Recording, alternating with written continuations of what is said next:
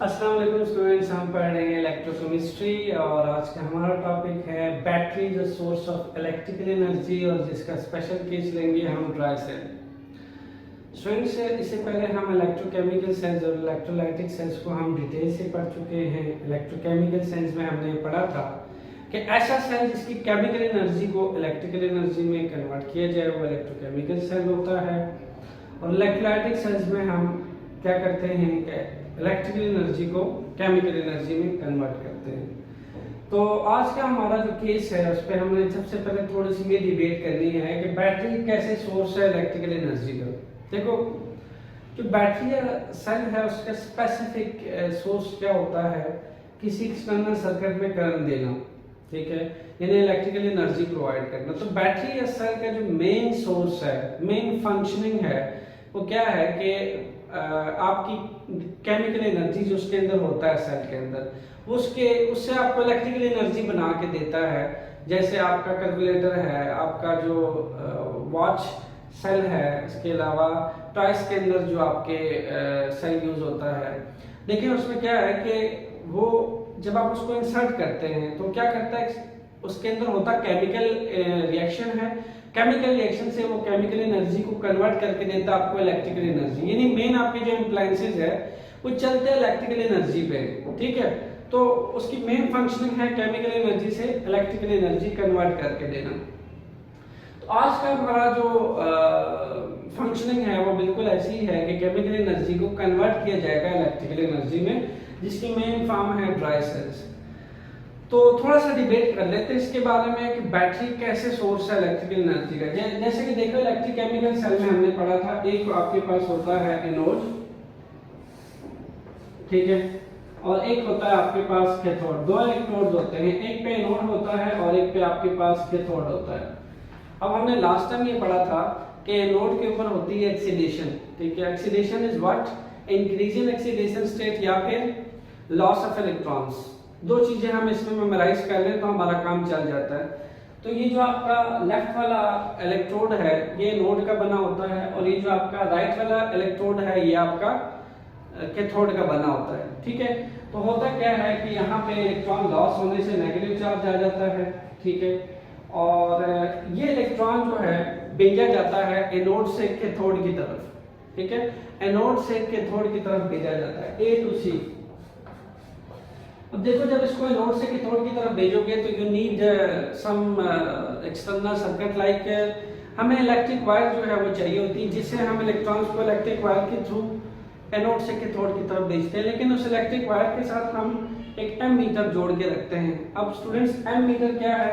Ammeter एक measuring instrument है, एक पैमाइशी आला है जो कि उस तार से गुजरने वाले चार्जेस जो हैं, इलेक्ट्रॉन्स जैसे पास करेंगे उसमें से जब इलेक्ट्रॉन उसको टच करेंगे तो उसको मेजर कर लेगा कि सेल्स के अंदर हुआ है कोई केमिकल रिएक्शन। केमिकल रिएक्शन से सेल के ऊपर आया है आपका जो है वो करंट आया है, ठीक है। यानी मेनली वो इलेक्ट्रिक करंट की मेजरिंग करके देता है आपको। डेफिनेटली देखो, आपको कैसे पता चलेगा कि सेल आपको इलेक्ट्रिकल एनर्जी केमिकल एनर्जी से इलेक्ट्रिकल एनर्जी बना के दे रहा है। डेफिनेटली आप उसको किसी मेजरिंग इंस्ट्रूमेंट से by as a testing connect करोगे ताकि आपको ये बता सके कि आपके सेल के अंदर केमिकल एनर्जी इलेक्ट्रिकल एनर्जी बना रही है, बना के दे रही है। तो हम क्या करते हैं, बाय एक्सटर्नल वायर्स को जोड़ते हैं एक एमीटर से, ठीक है।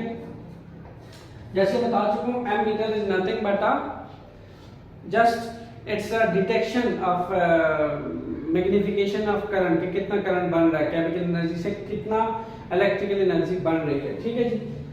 होगा क्या, इसको एक्सटर्नल सर्किट से होता हुआ भेजा जाता है यहाँ पे, ठीक है। यहाँ इलेक्ट्रॉन्स भेजा जाता है एक्सटर्नल सर्किट में। अब होता क्या है कि जब इलेक्ट्रॉन्स फ्लो करता है स्टूडेंट्स, इलेक्ट्रॉन्स के फ्लो होने से क्या बनता है, करंट आई बनता है। तो करंट आई जब बनेगा तो डेफिनेटली इलेक्ट्रिकल एनर्जी बनेगी। देखो ना, इलेक्ट्रॉन्स फ्लो करवाया जा रहा है, नोड से इलेक्ट्रॉन्स फ्लो होता हुआ कैथोड की तरफ जा रहा है। तो ये जो इलेक्ट्रॉन्स की फ्लोइंग है इस क्रॉस सेक्शनल एरिया में से, इस एक्सटर्नल वायर में से, ये आपको इलेक्ट्रिकल एनर्जी बना के देगी। और ये इलेक्ट्रिकल एनर्जी मेजर करने के लिए हमने लगा रखा है एमीटर, ठीक।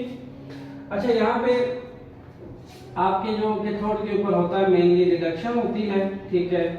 और आपका जो एनोड होता है, मेनली लास्ट टाइम हमने पढ़ा था इलेक्ट्रोकेमिकल सेल में इसके ऊपर होती है लॉस ऑफ इलेक्ट्रॉन्स, ठीक है। फिर रिमेंबर यहाँ इलेक्ट्रॉन लॉस होते हैं, और कैथोड के ऊपर हमने देखा था कि यहाँ गेन होते हैं इलेक्ट्रॉन्स। तो चूंकि आपको पता है कि ये जो रिएक्शन होता है ये स्पॉन्टेनियस होता है, इसको में हल्का सा पुश करना पड़ता है, नहीं अपने आप ही हो जाता है, यानी अपने आप ही केमिकल एनर्जी इलेक्ट्रिकल एनर्जी में कन्वर्ट हो रही होती है। Spontaneous redox reaction.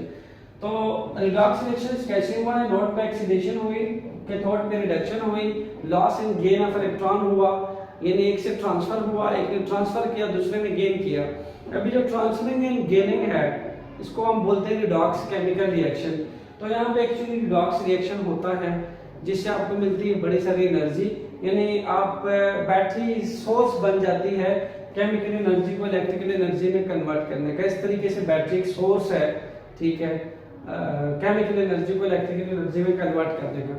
स्टूडेंट्स एक और चीज है कि बैटरी जो सेल है, अगर आप एक सिंगल गैल्वेनिक सेल ले लें, ठीक है, तो जो सिंगल गैल्वेनिक सेल है वो भी आपकी, उसको भी आप बैटरी कह सकते हो, सेल कह सकते हो, लेकिन लेट्स सपोज होता क्या है कि मेनली अगर आपकी रिक्वायरमेंट सम टाइम बहुत ज्यादा हो, जैसे कि अगर आपको 1.5 वोल्ट चाहिए हो तो फिर तो आपके लिए एक सेल काफी है। लेकिन आपको अगर आउटपुट पे एक्सटर्नल सर्किट पे 3 वोल्ट भेजना हो तो आप क्या करते हो? मिनी गैल्वेनिक सेल्स को सीरीज में जोड़ते हो। सीरीज में जोड़ने से क्या होता है?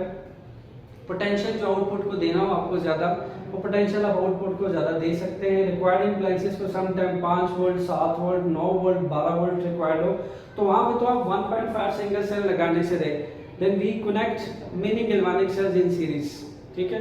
गैल्वेनिक सेल्स को हम सीरीज में जोड़ते हैं, देन आउटपुट पे हम एक्सटर्नल लोड में हम बैटरी को as a source of electrical energy के तौर पे कनेक्ट करते हैं। तो जिसका आज स्पेसिफिक टैब है ड्राई सेल्स, जिसके टैब के तौर पे हम लेने लगे। स्टूडेंट्स ड्राई सेल क्या होता है?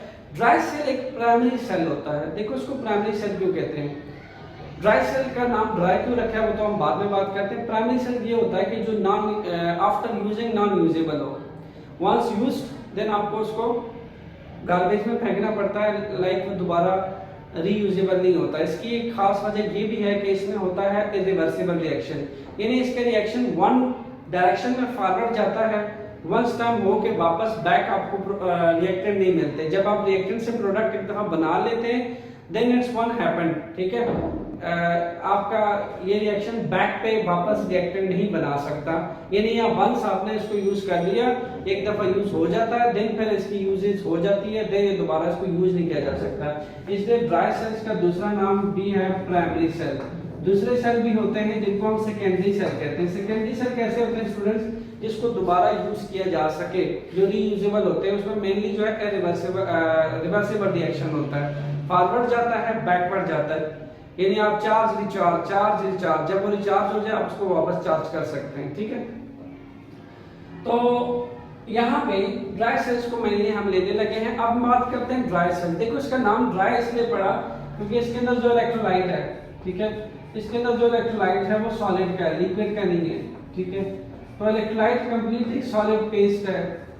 तो अगर ये एक सॉलिड पेस्ट है तो इसको हम बोला कि ड्राई सेल है ये। यानी आपके घरों में, वॉचेस में, वॉल वॉचेस में, टॉयज के अंदर, कैलकुलेटर्स के अंदर कौन सा सेल डलता है? ड्राई सेल डलता है, जो आमतौर पे हम घरों में यूज करते हैं, उसी को आप ड्राई सेल बोलते हो। तो नेक्स्ट अब ड्राई सेल की तरफ बढ़ते हैं। मेनली अगर हम ड्राई सेल्स के कंस्ट्रक्शंस की बात करें, ये रहा आपके सामने ड्राई सेल।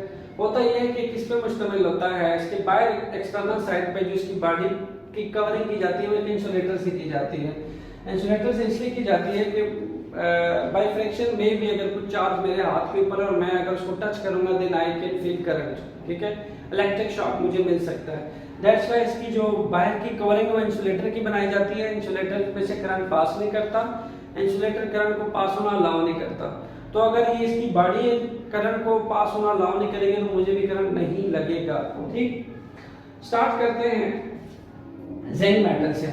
जिंक मेटल जो होता है वो इसके स्टूडेंट्स सबसे आपके जो एक्सटर्नल, यानी ये जो लेयर होती है ये जिंक मेटल की होती है, दिस वन, ठीक है, ये आपके पास जिंक मेटल है बाहर, यानी आप कह रहे हो जो बाहर से इंसुलेटर के बाद जो रैपिंग की होती है ना हमने इसके गोल साइड पे, ठीक है, जो रैपिंग की होती है वो जिंक की होती है और उसको हम रिएक्ट करवाते हैं एज एनोड, ठीक है, जिंक एक्ट होता है एज एनोड। फिर नेक्स्ट है हमारे पास जिंक से होता हुआ हम जाते हैं इलेक्ट्रोलाइट की तरफ। एज इलेक्ट्रोलाइट हम इसमें यूज करते हैं अमोनियम क्लोराइड और zinc chloride NH4Cl and ZnCl2। अब क्या है कि इसका पेस्ट यूज किया जाता है एज इलेक्ट्रोलाइट, जैसा मैंने इससे कहा कि ये सॉलिड फॉर्म है इसलिए इसका नाम पड़ा है ड्राई सेल, ठीक है, ये ड्राई होता है, बिल्कुल लिक्विड तो होता नहीं है, that's why it's a dry cell. Electrolyte में एज अ सॉलिड यूज किया जाता है। फिर हम जैसे ही इस यहाँ से हम इलेक्ट्रोलाइट से हम थोड़ा अंदर की तरफ जाते हैं तो क्या होता है कि यहाँ पे भी आपके पास MnO2 और कार्बन ब्लैक के तौर पे पेस्ट यूज किया जाता है। MnO2 और कार्बन का ब्लैक पेस्ट यूज किया जाता है। एक्चुअली यही MnO2 और कार्बन का जो ब्लैक पेस्ट है इसी को हम बोलते हैं ग्रेफाइट रॉड, जो कि इस सेल के अंदर एज अ कैथोड रिएक्ट करता है, ठीक है ना। ये रहा ग्रेफाइट रॉड, ठीक है। अगर सेल को तुम पूरी तरीके से तोड़ दो, इसको ब्रेक करो, तो अंदर से निकलेगा एक रॉड निकलता है, ब्लैक कलर का रॉड निकलता है, उसको ग्रेफाइट रॉड बोलते हैं। वो आपका MnO2 और कार्बन का ब्लैक पेस्ट से बना होता है, जिसको हम ग्रेफाइट रॉड बोलते हैं, और इस सेल के अंदर वो रिएक्ट करता है एज अ कैथोड। बाहर से इसकी कवरिंग कर लेते हैं फिर हम एक इंसुलेटर से, ताकि जब इसको टच किया जाए, यूज करने के लिए उठाया जाए, ताकि ये आपके साथ या उसके साथ रिएक्ट ना करे। अच्छा, फिर इसी तरीके से आपका जो रिएक्शन है वो स्टार्ट होता है जिंक से, ठीक है। एज यूजुअल बिल्कुल ऐसा ही होता है जैसे यहाँ हुआ, एनोड्स पे रिएक्शन हुआ, इलेक्ट्रॉन लॉस हुए, इलेक्ट्रॉन्स की लॉसिंग एक्सटर्नल सर्किट के थ्रू किस में भेजे गए, कैथोड में भेजे गए, ठीक है जी। एंड देन फिर बीच में इलेक्ट्रोलाइट होता है एंड देन रिएक्शंस कंप्लीट होता है। यहाँ भी ऐसा ही होगा, जिंक पे होगी ऑक्सीडेशन, ठीक है, यानी इलेक्ट्रॉन लॉस होगा, जिंक अपना इलेक्ट्रॉन लॉस करेगा। तो जिंक जब अपना इलेक्ट्रॉन लॉस करेगा, इलेक्ट्रॉन जिंक से लॉस होते हुए किस में चले जाएंगे, डेफिनेटली यहाँ जो इलेक्ट्रोलाइट है इसके अंदर, ये जो इलेक्ट्रोलाइट का पेस्ट बना हुआ है NH4Cl ZnCl2 में चले जाएंगे। ZnCl2 और NH4Cl में जाने के बाद वो नेक्स्ट ट्रांसफर होंगे किस में, जैसे हमने यहाँ पे एनोड से कैथोड में भेजा था, तो यहाँ ये रहा कैथोड, यानी ग्रेफाइट के आर पार किसके पेस्ट बना रखा गया है, ग्रेफाइट के आर पार MnO2 और कार्बन का ब्लैक पेस्ट रखा गया, वो चले जाएंगे इलेक्ट्रॉन यहाँ पे MnO2 और कार्बन के पेस्ट के पास चला जाएगा, यहाँ से इलेक्ट्रॉन अपना सर्किट कंप्लीट करेंगे एंड देन सो ऑन। यानी ये पूरा केमिकल रिएक्शन होगा और इस केमिकल रिएक्शन से बनने वाली केमिकल एनर्जी कन्वर्ट की जाएगी इलेक्ट्रिकल एनर्जी में, ठीक है। यानी मेनली किस बेस पे काम करता है, इलेक्ट्रोकेमिकल सेल्स के प्रिंसिपल पे काम करता है, यानी इलेक्ट्रिकल एनर्जी बनाई जाती है बिफोर, उससे पहले ये पूरा केमिकल रिएक्शन होता है, ठीक है। फिर से रिपीट करते हैं, यहाँ से इलेक्ट्रॉन अंदर भेजा जाता है, सबसे पहले आउटर साइड पे जिंक की रैपिंग है चारों तरफ से ना, ऐसे गोल रैपिंग है, जिंक से इलेक्ट्रॉन भेजा गया किसमें, इलेक्ट्रोलाइट में, ये रहा इलेक्ट्रोलाइट और ये जो आपकी इसके दरमियान एक लेयर रखी गई है, ये जो मैंने शो की है, इस लेयर से होता हुआ इलेक्ट्रॉन अंदर चला जाता है MnO2 और कार्बन ब्लैक पेस्ट में, यानी ग्रेफाइट रॉड को टच कर लेता है और ऐसे इलेक्ट्रॉन एनोड से कैथोड है, यहाँ से इलेक्ट्रॉन लॉस कर लेता है और कैथोड पे वही इलेक्ट्रॉन जो एनोड में लॉस किया था वो गेन हो जाता है, यानी यहाँ हो जाती है रिडक्शन, यहाँ से हो जाती है ऑक्सीडेशन। सो अब इसको हम थोड़ा सा रिएक्शंस के थ्रू लिख लेते हैं। फर्स्ट ऑफ ऑल हम बात कर लेते हैं एनोड। अब आप जानते हो एनोड पे क्या होती है, एनोड पे होती है oxidation, you know well, anode पे होती है oxidation, oxidation is what, loss of electron. तो यहाँ जो आपको जिंक नजर आ रहा है ये अपना इलेक्ट्रॉन लॉस कर देता है, जिंक अपना इलेक्ट्रॉन जब लॉस करता है तो ये किसकी तरफ भेज देता है, जिंक भेज देता है इलेक्ट्रॉन्स को Zn+2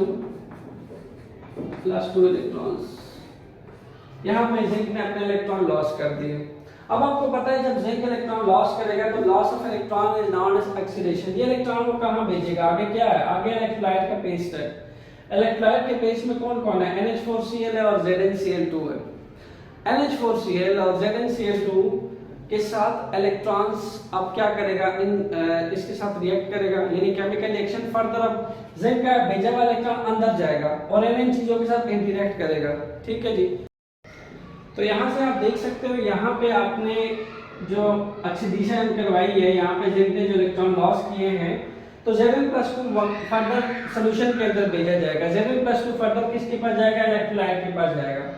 अब Zn+2 जब फर्दर इलेक्ट्रोलाइट के पास जाएगा तो इलेक्ट्रोलाइट पे किसका पेस्ट है? NH4Cl और ZnCl2 का पेस्ट है।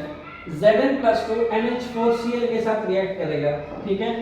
जिंक जो है सोल्यूशन में जाके नेक्स्ट अंदर जाके आपके अमोनियम क्लोराइड के साथ रिएक्ट करेगा, जिसके बाद वो जिंक क्लोराइड बन जाएगा, ZnCl2 प्लस 2NH4 बना लेगा, ठीक है।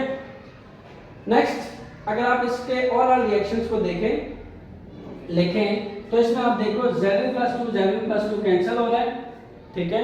और रिएक्टेंट पे क्या बचा है? जिंक बचा है प्लस 2NH4Cl बच गया, जिंक प्लस 2NH4Cl प्लस यहाँ पे आपको नजर आ रहा है कि जो इलेक्ट्रॉन्स हैं वो भी आपके पास यहाँ पे बच जाएगा, 2 इलेक्ट्रॉन्स।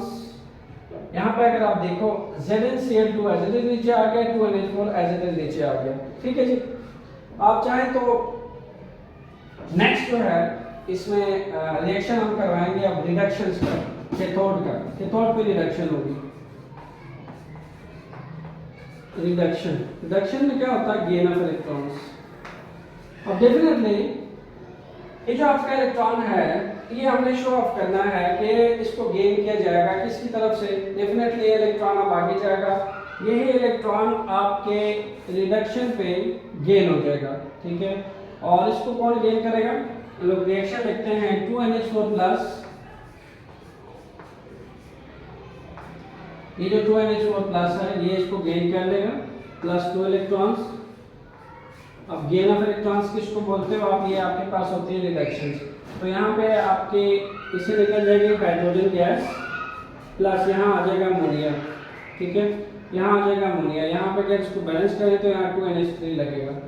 नेक्स्ट आपके पास यही हाइड्रोजन गैस इसमें से नेक्स्ट आप देखोगे कि ये रिएक्ट करेगी 2MnO2 के साथ, 2MnO2 प्लस H2। ये रिएक्शंस क्या होगा? नेक्स्ट आप देखोगे यहाँ पे MnO2 जो कार्बन का यानी जो आपका कैथोड है इसके पास इसे रिएक्ट कर जाएगा हाइड्रोजन। जब ये 2MnO2 इसके साथ रिएक्ट करेगा तो क्या बनेगा? Mn2O3 प्लस UNC, यहाँ पे बन जाएगा वाटर, ठीक है। आपने जस्ट क्या किया? ये जो NH4 है ये इसको गेन कर लेगा, इलेक्ट्रॉन्स को गेन करने के बाद हाइड्रोजन गैस को लिबरेट करेगा और एक अमोनिया बना लेगा। अब ये जो आपका 2MnO2 है ये इस हाइड्रोजन को सिंपल क्या करेगा? रिएक्ट कर जाएगा इसके साथ। रिएक्ट करने के बाद आप देखोगे ये Mn2O3 बन जाएगा प्लस यहाँ पे वाटर बन जाएगा। और अगर इसका भी हम और रिएक्शन लिखना चाहें तो क्या लिख सकते हैं? यहाँ पे सबसे पहले हम देखते हैं क्या कैंसिल हो रहा है। हाइड्रोजन से कैंसिल हो रहा है। नेक्स्ट क्या कैंसिलेशन हो सकती है? नेक्स्ट कुछ भी कैंसिल नहीं हो रहा। सो हम लिखेंगे 2NH4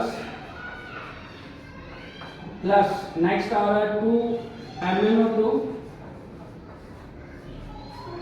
रिएक्टेंट पे आपका ये बच रहा है, प्रोडक्ट पे क्या क्या बच रहा है? Mn2O3।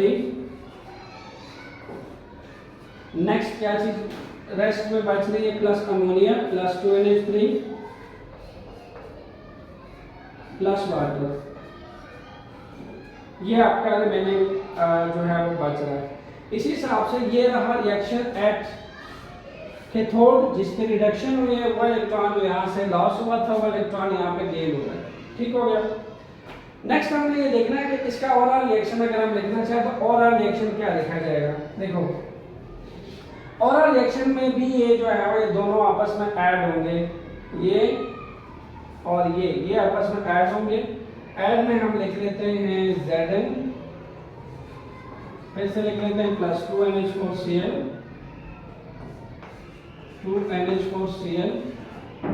माइनस 2 इलेक्ट्रॉन्स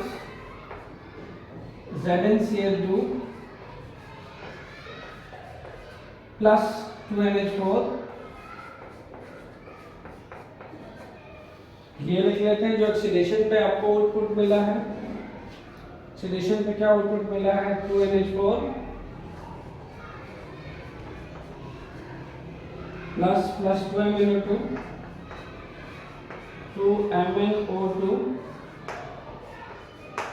यहाँ पे नेक्स्ट Mn2O3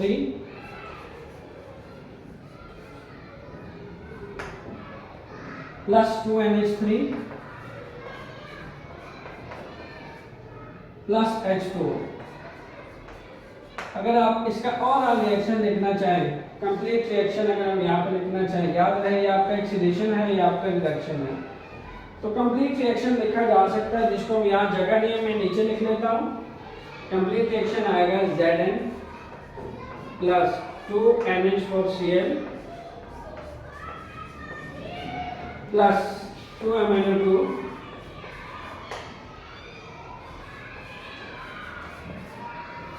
यहाँ पे आ जाएगा ZnCl2 plus 2NH3 plus H2। ये आपका आ जाएगा ऑक्सीडेशन रिडक्शन का मिलाया हुआ कंप्लीट रिएक्शन। और अगर आप इन दोनों को आपस में मिलाते हो, ये एक कम्प्लेक्स कंपाउंड बना देते हैं, ये दोनों एक कम्प्लेक्स कंपाउंड बना लेते हैं। ये कम्प्लेक्स कंपाउंड जो है ये ZnNH3 को मुश्तमिल होता है, ZnNH3 को मुश्तमिल होता है।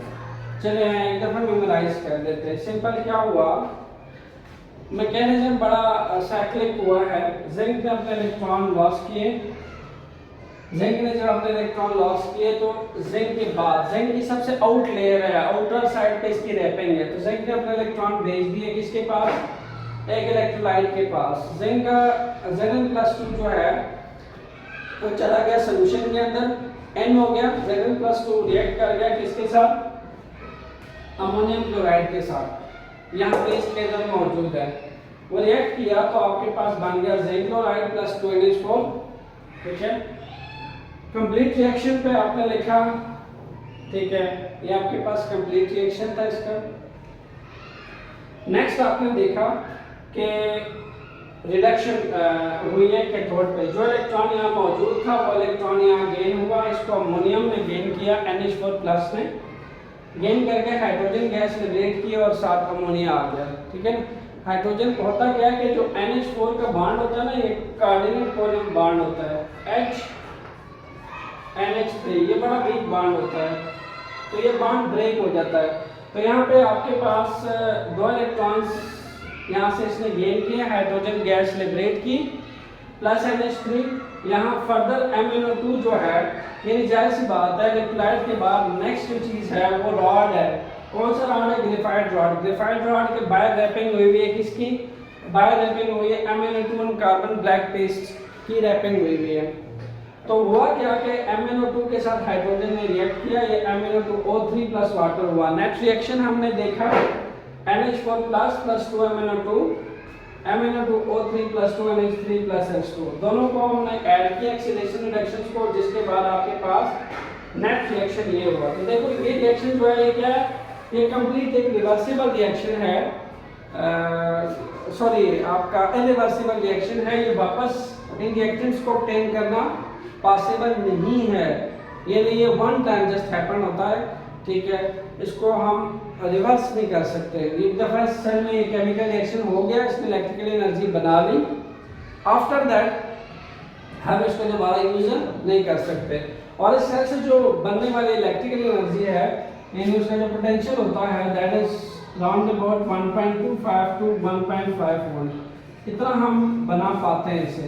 तो फॉर एग्जांपल अगर तुमने किसी एक्सटर्नल लोड में 3 वोल्ट भेजने हो तो क्या करोगे, 3 वोल्ट भेजने के लिए तुम जाहिर सी बात है 2 गैल्वेनिक सेल जो है वो सीरीज में लगाओगे, 1.5 प्लस 1.5 3 वोल्ट। इसी तरीके से अगर 9 वोल्ट भेजने हो तो number of series in galvanic cell लगाओगे, जिससे आप 9 वोल्ट जो है एक्सटर्नल लोड को भेज सकते हो। ठीक है, तो ये था आपके पास ड्राई सेल जो मेनली काम करता है इलेक्ट्रोकेमिकल सेल्स की आपके प्रिंसिपल पे, यानी केमिकल एनर्जी कन्वर्ट करके देता है इलेक्ट्रिकल एनर्जी। होप सो आपको अच्छे से समझ आ गया होगा। In case of new lecture, post in comment box. Thank you.